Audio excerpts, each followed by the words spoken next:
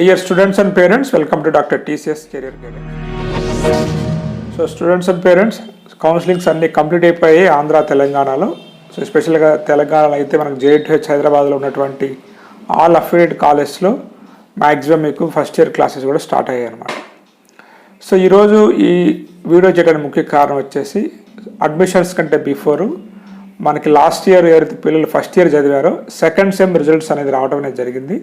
So ఆ రిజల్ట్కి సంబంధించి పేపర్లో ఒక న్యూస్ ఆర్టికల్ రావడం జరిగింది. అదేవిధంగా కొన్ని యూట్యూబ్ ఛానల్స్లో కానీ కొంతమంది పెద్దలు కానీ సో ఈ యూనివర్సిటీ పరిధిలో ఉన్న కాలేజీలో చదివితే మీకు జాబ్స్ రావని కానీ లేకపోతే మీ భవిష్యత్ అంతా బాగా ఉండకపోవచ్చు అనేటువంటి కామెంట్స్ చేయటం వల్ల చాలామంది పేరెంట్స్ స్టూడెంట్స్ మెసేజ్ పెట్టడం జరిగింది. అంటే నాకున్నటువంటి ఎక్స్పీరియన్స్ దాదాపు 20-25 ఇయర్స్ వర్క్ చేశాను ఇలాంటి కాలేజెస్లో. కాబట్టి ఇక్కడ ఎలా ఉంటుంది, స్టూడెంట్స్ చేసే మిస్టేక్స్ ఏంటి, నిజంగా ఇప్పుడు కాలేజీ పరిస్థితి ఎలా ఉందనేది మొత్తం కూడా ఈ వీడియో డిస్కస్ చేస్తాను. సో ఈ వీడియో కేవలం ఎవరిని కించపరుద్దామనో లేకపోతే కొన్ని కాలేజీ మంచి అని చెప్పడానికి కాదు.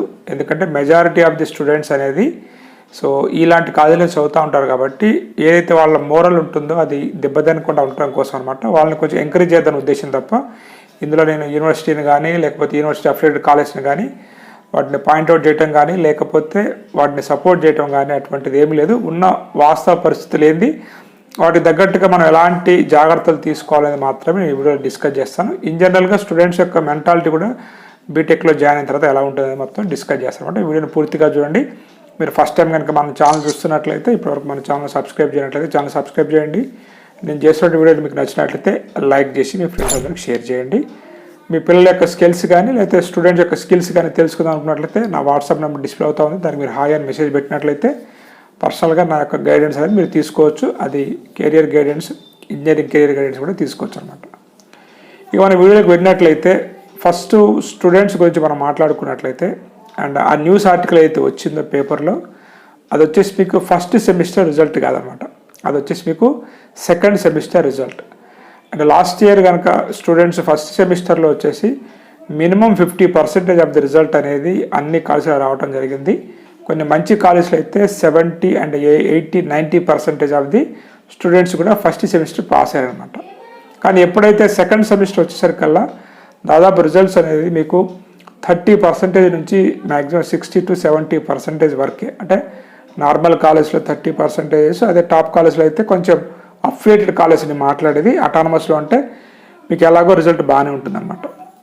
ఇక రిజల్ట్ రావడం అనేది జరిగింది. అంటే ఇక్కడ ఎందుకు రిజల్ట్ తగ్గింది అనుకున్నట్లయితే స్టూడెంట్స్ కొంత ఫస్ట్ ఇయర్లో జాయిన్ అయిన తర్వాత ఫస్ట్ సెమిస్టర్ కొంచెం సీరియస్గా ఉంటారు, కొంచెం మంచి రిజల్ట్స్ వస్తుంది అక్కడ.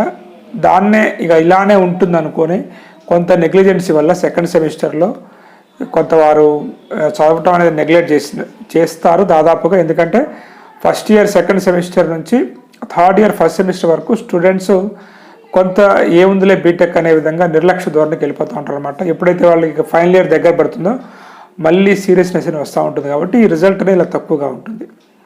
సో ఈ రిజల్ట్ అనేది తక్కువగా ఉండటం అనేది ఇప్పుడు నెక్స్ట్ ఎవరైతే ఇయర్ జాయిన్ అయ్యారో పిల్లలు మాత్రం మీరు సీరియస్గా తీసుకోవాలి. ఎందుకంటే ఇప్పుడు జాయిన్ అయినటువంటి స్టూడెంట్స్ అందరూ కూడా majority of the students majority of the కాలేజ్లో ఉన్నటువంటి సీట్స్ వచ్చేసి కంప్యూటర్ సైన్స్ అండ్ దాని రిలేటెడ్ బ్రాంచెస్ అనమాట. రేపు మీరు సాఫ్ట్వేర్ జాబ్ రావాలి అనుకున్నట్లయితే మీరు మంచి CGPA ఉండి మంచి స్కిల్స్ ఉంటే మాత్రమే మీకు జాబ్స్ వస్తాయి. అలాంటిది ఇక్కడ ఫెయిల్ అవుతున్నట్టే మాత్రం మీరు కాంపిటీషన్ నుంచి బయటకు వచ్చేసినట్టే. కాబట్టి మీరు ఈ పాస్ కావడం అనే విషయాన్ని పక్కన పెట్టి మంచి CGPA అంటే మంచి పర్సంటేజ్ బీటెక్ మాత్రం ఖచ్చితంగా మీరు మెయింటైన్ చేయాల్సి ఉంటుంది. ఇది గుర్తుపెట్టుకోండి. నెక్స్ట్ ఇక కాలేజీలో ఫ్యాకల్టీస్లే ఉండరు, బీటెక్ ఫ్యాకల్టీ క్లాస్ చెప్తా ఉంటారని చెప్పి కూడా కొంతమంది చెప్పడం జరిగిందనమాట. సో కాలేజెస్లో మినిమం మీకు ACT రూల్స్ కానీ యూనివర్సిటీ రూల్స్ కానీ బీటెక్ ఫ్యాకల్టీతో క్లాస్ అని చెప్పారు. మినిమం ఎంటెక్ చదివి ఉండాలి. సో కొంత వాస్తవత దీంట్లో ఉంది. కొన్ని నార్మల్ కాలేజ్లో మాత్రం good quality of the faculty లేరు. బట్ కొన్ని కాలేజెస్ టాప్ 20-30 అండ్ కొన్ని డిస్ట్రిక్ట్ లెవెల్లో ఉన్న టాప్ కాలేజ్లో మాత్రం ఫ్యాకల్టీ పర్లేదు బాగానే ఉంటున్నారు. బట్ ఏదైతే ఈ 2-3 ఇయర్స్లో సాఫ్ట్వేర్ ఇండస్ట్రీలో వచ్చినటువంటి బూమ్స్ ఏదైతే మనకి కోవిడ్ తర్వాత వచ్చినటువంటి బూమ్ వల్ల ఫ్యాకల్టీ కూడా సాఫ్ట్వేర్ ఇంజనీర్గా మారారు. కాబట్టి కొంత ఫ్యాకల్టీ కొరత అనేది మాత్రం CSE బ్రాంచ్ అనేది ఎదుర్కొంటుంది. దానికి కాలేజెస్ కూడా చాలా కష్టపడుతున్నాయి. వేరే స్టేట్స్ నుంచి మంచి ప్యాకేజ్ ఇస్తానని చెప్పేసి కూడా తీసుకొచ్చి చెప్పడం జరుగుతూ ఉంది. సాఫ్ట్వేర్ ఇంజనీర్స్ ద్వారా కూడా ఆన్లైన్ క్లాసెస్ లేకపోతే ఆఫ్లైన్ క్లాసెస్ వారి కష్టాలు వాళ్ళకు ఉన్నాయన్నమాట. మరి బీటెక్ ఫ్యాకల్టీ చెప్పేటువంటి కాలేజ్ అయితే దాదాపు లేవు. సో ఏది కూడా ఎంటెక్ పిహెచ్డీ వాళ్ళతోనే, ఎందుకంటే రేపు వాళ్ళ కాలేజీకి పేరు వస్తే రేపు అడ్మిషన్స్ అయితే కాబట్టి మరి అలాంటి కాలేజ్ అయితే మనం లేవు. కాబట్టి మీరు జాయిన్ అయినటువంటి కాలేజీ అలాంటిదని నేను అనుకుంటున్నాను అనమాట. సో కొన్ని కాలేజ్ అయితే ఉన్నాయి మీకు, అది హైదరాబాద్ అయినా డిస్టిక్ లెవెల్లో అయినా ఆంధ్రాలో అయినా ఎక్కడైనా కానీ కేవలం ఫీజు రియంబర్స్మెంట్ కోసం ఫీజెస్ కోసం పెట్టిన కాలేజీలు ఉన్నాయి. అటువంటి కాలేజీలో చదివినటువంటి స్టూడెంట్స్ యొక్క లైఫ్ అనేది ఖచ్చితంగానే స్పాయిల్ అవుతుంది. కాబట్టి సో వాటి గురించి మనం అయితే ఏం చేయలేమన్నమాట. ఇక నెక్స్ట్ కనుక మనం మాట్లాడుకున్నట్లయితే స్టూడెంట్ యొక్క క్వాలిటీ అనుకోవచ్చు అనమాట. ఏదైతే ఈ అఫిలియేటెడ్ కాలేజ్లో జాయిన్ అయినటువంటి స్టూడెంట్స్ కూడా నేను అడ్మిషన్స్ అప్పుడు వేరే స్కాలర్స్ విజిట్ చేసినప్పుడు నాకు అర్థమైంది ఏంటంటే, సో ఏదో ఇంజనీరింగ్ చదవాలనే వీళ్ళకి క్రేజ్ ఉందో తప్ప వీరి స్కిల్స్ మీద కానీ ఇంటర్మీడియట్ లెవెల్లో కానీ 500 మార్కులు వచ్చిన వాళ్ళు 600 మార్కులు ఈ ఇంటర్మీడియట్ లెవెల్లో ఇంత తక్కువ స్కోర్ చేసినటువంటి స్టూడెంట్స్ రేపు మరి బీటెక్లో ఇంత కాంపిటీషన్ తట్టుకోగలుగుతారంటే మాత్రం వాళ్ళ యొక్క ధోరణి అదే విధంగా ఉంటే మాత్రం వీళ్ళు కూడా ఆ కాంపిటీషన్ నిలిచేటువంటి ఆస్కారం లేదు. ఖచ్చితంగా వీళ్ళకు కూడా ఎటువంటి ప్లేస్మెంట్ వచ్చేది ఆస్కారం లేదు. కాబట్టి అట్లీస్ట్ ఇప్పుడైనా వీళ్ళు రియలైజ్ అయ్యి బీటెక్లో మంచి CGPAతో పాటు మంచి స్కిల్స్ కనుక మీరు నేర్చుకున్నట్లయితే సో మీరు ఏమైనా కాంపిటీషన్లో నిలిచినటువంటి అవకాశం ఉంది. బట్ అక్కడ కూడా మీరు వారితో పోటీపడి నెగ్గినట్లయితేనే మీకు ఫ్యూచర్ ఉండేటువంటి ఆస్కారం ఉందన్నమాట. ఇక ప్లేస్మెంట్ విషయానికి వచ్చినట్లయితే సో ప్లేస్మెంట్ అంటే మనకి ఈ 2020 తర్వాత ఒకటి మంచి జరిగింది ఏంటంటే, ఒకప్పుడు క్యాంపస్ ప్లేస్మెంట్కి వచ్చేటువంటి TCS కానీ ఇన్ఫోసిస్ కానీ విప్రో క్యాప్జెన్ ఇలాంటివన్నీ కూడా ఆన్లైన్లో మనకి ప్లేస్మెంట్స్ అనేది కండక్ట్ చేయటము. అది హైదరాబాద్ కాలేజే కాకుండా మారుమూల ఆంధ్రాలో కానీ తెలంగాణలో ఎక్కడ ఉన్నటువంటి స్టూడెంట్స్ కూడా అప్లై చేసుకోవచ్చు. వారు కొంత ఆన్లైన్ క్లాసెస్ చెప్పడం అనేది కూడా జరుగుతుంది. కాబట్టి ప్లేస్మెంట్ అనేది మీకు కాలేజ్ కన్నా కానీ ఎక్కువ మీకు మీ మీదే డిపెండ్ అయి ఉంటుంది అనమాట. మీకు ఎంత స్కిల్స్ ఉన్నట్లయితే ఓకే అంత ప్లేస్మెంట్ వచ్చే అవకాశం ఉంది. స్కిల్స్ అంటే మీరు చదివిన సబ్జెక్ట్ యొక్క నాలెడ్జి అండ్ ఏదైతే టూల్స్ సాఫ్ట్వేర్లో వాడుతూ ఉంటారో వాటి మీద మీకు ఉన్నటువంటి గ్రిప్ అనమాట. ప్లేస్మెంట్ అనేది మాత్రం నా దృష్టిలో కాలేజ్ కన్నా కానీ మీ మీదే డిపెండ్ అయి ఉంటుంది. బెస్ట్ ఎగ్జాంపుల్ ఏదో కాదు, ఈ మధ్య IIT బాంబే ప్లేస్మెంట్ చూసినట్లయితే ₹1 కోటి వచ్చేసి మనకి మ్యాక్సిమం ప్యాకేజ్ ఉన్నట్లయితే, యావరేజ్ ప్యాకేజ్ 23 lakhs ఉన్నట్లయితే మినిమం ప్యాకేజ్ 4 lakhs ఉందన్నమాట. చూడండి 4 lakhs minimum package IIT Bombay అంటే అర్థం చేసుకోవచ్చు మీరు. అంటే అక్కడ ఏంది, అక్కడ IIT బాంబే ఫాల్టా స్టూడెంట్ ఫాల్టా అంటే నేనైతే ఖచ్చితంగా కూడా స్టూడెంట్నే చెప్తాను అనమాట. కాలేజ్ ఏదైనా మీకు ప్లాట్ఫామ్ అనేది అరేంజ్ చేయగలుగుతుంది తప్ప ప్రూవ్ చేసుకోవాల్సింది మీరే. సో కాబట్టి మీ స్కిల్స్ మీద మీరు దృష్టి పెట్టండి. సో మీరు జాయిన్ అయ్యేటువంటి కాలేజీ మీకు సర్టిఫికెట్ ఇవ్వగలుగుతుంది తప్ప ప్లేస్మెంట్ అనేది రావాలంటే మాత్రం వారు ఇచ్చేటువంటి ప్లేస్మెంట్స్ అనేవి కూడా చాలా చిన్నగా ఉంటాయి. బట్ అదేది ఇనిషియల్గా మీకు లాంచింగ్ పనికి వస్తే తప్ప లైఫ్లో మీరు మంచిగా ఎదగాలంటే మాత్రం ఖచ్చితంగా మీరు మీ యొక్క స్కిల్స్ని ఇంప్రూవ్ చేసుకోవాలన్నమాట.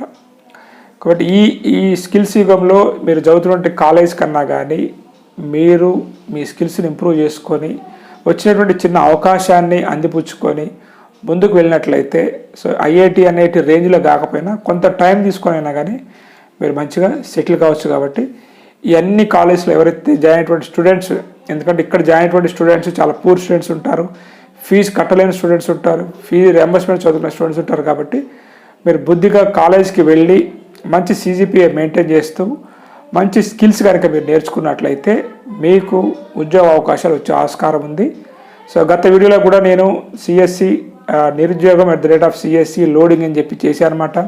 బట్ దాని తర్వాత నెక్స్ట్ వీడియో ఎటువంటి స్కిల్స్ కావాలని చెప్పేసి లైవ్లో చేశాను. నెక్స్ట్ ఇంకా అప్కమింగ్ వీడియోస్లో కూడా అదర్ బ్రాంచెస్ గురించి కూడా మీకు చెప్పబోతున్నాను అనమాట. ఎటువంటి స్కిల్స్ మీరు ఏ సబ్జెక్ట్స్ బాగా మీరు నేర్చుకోవాలని చెప్పేసి సో ఇవన్నీ చెప్తానే ఉంటాను. సో ఇక్కడ ఫెయిల్ అయింది మాత్రం ఎవరైతే స్టూడెంట్స్ వారి యొక్క స్టడీస్ పట్ల సీరియస్గా లేరో, ఎవరైతే నెగ్లిజెన్సీ అయ్యారో వారు, యూనివర్సిటీ కూడా కొన్ని ప్రాబ్లమ్స్ ఉన్నాయి. పేపర్ కరెక్షన్స్కి పంపించండి అంటే కాలేజీలు పంపించవు. అక్కడ వచ్చేటువంటి ఫ్యాకల్టీ కూడా సో ఎవరైతే వస్తారో వాళ్ళతో దిద్దీయటం, అందులో కొంతమంది జూనియర్ ఫ్యాకల్టీ ఉంటారు, కొంతమంది హర్రీబిరిగా దిద్దుతారన్నమాట పేపర్స్. దానివల్ల యూనివర్సిటీ కూడా చాలా ఇబ్బందులు పడుతూ ఉంటుంది అనమాట. మంచి ఫ్యాకల్టీని పంపించండి అని చెప్పేసి వాళ్ళు ఎంత మెయిల్స్ పెట్టినా కానీ ఈ ఫ్యాకల్టీ కొరత వల్ల మంచి ఫ్యాకల్టీ వెళ్తే ఇక్కడ క్లాసులు చెప్పేటప్పుడు ఉండరు కాబట్టి వెళ్తే అక్కడ 1 week స్టక్ అయిపోతారు. కాబట్టి కాలేజ్ కూడా పంపించకపోవడం వల్ల ఇప్పుడు కొత్తగా ఆన్లైన్ విధానాన్ని తెస్తున్నాయి కాబట్టి ఫ్యూచర్లో కొంత రిజల్ట్స్ అనేది మెరుగుపడే అవకాశం ఉంది. సో ఏది ఏమైనప్పటికీ కూడా ఈ బాధ్యత మాత్రము స్టూడెంట్సే తీసుకోవాల్సి ఉంటుంది. సో రీకరెక్షన్ పెట్టినా అంత ఇంప్రూవ్మెంట్ కూడా రావట్లేదు. ఇటువంటి ప్రాబ్లమ్స్ కూడా ఉన్నాయి కాబట్టి మీరు కొంచెం ఓపికతో శ్రద్ధతో మంచిగా చదువుకొని ఎట్ ఏ టైం అన్ని సబ్జెక్టులు పాస్ అవుతూ ఫ్యూచర్ని దృష్టిలో పెట్టుకొని మంచి ఏ స్కిల్స్ అయితే నేర్చుకుంటే మీకు జాబ్ ఆపర్చునిటీ వస్తాయి వాటి మీద దృష్టి పెట్టండి తప్ప ఇంకా ఫెయిల్ అవుతా ఉంటే మాత్రము మీరు చదవకపోతే ఖచ్చితంగా ఫెయిల్ అయ్యే అవకాశం ఉందన్నమాట. సో ఇంకా ఏమైనా మిస్ అయితే నెక్స్ట్ వీడియో డిస్కస్ చేద్దాం. సో ఈ వీడియో నచ్చింది అనుకుంటూ have a nice day. All the best for your bright future.